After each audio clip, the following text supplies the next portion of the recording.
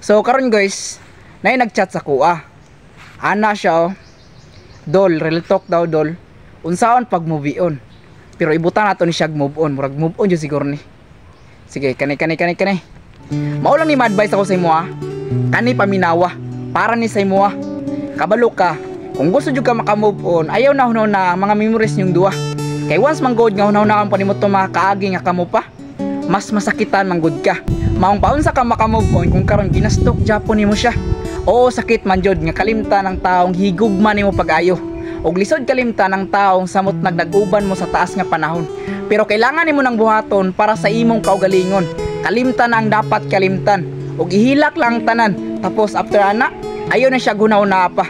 Og baguhan ang imong kaugalingon. Og daghan man og mga promise nga wala tuman sa una. Okay ra na. Kay pwede pa nimo nang mabuhat sa uban. Hatagig chance ang imong kaugalingon nga momit og bag-o. Dili tong taong swerte na gani siya pero wa ka gitagaag value. Ug dapat walaon ninyo ang kasuko sa inyong matag usa. Move on nimong ipangita, di ba? Unya nganong gusto pa man nimong mahibalan og okay ra ba siya? Nga nagmalipay naman siya sa lain. Nganong mag-goal pa man ka? Nga wa na may kamo. Maong dawatan lang kamaturan nga wa na joy kamo. Ayaw na asa sa mga taong dili ka gusto nga makauban. Ug dapat sa sugod pa lang kabalo na ka nga pwede nang mahitabo sa inyong relasyon. Ug dawatan na lang tanan. Nga wa na jud mo ilaing padulngan. Bisag unsa man pa nimo pugos ang imong kaugalingon nga ilaban. Pero siya, wala kanya gipaglaban. Maong kalimti na ang tanan.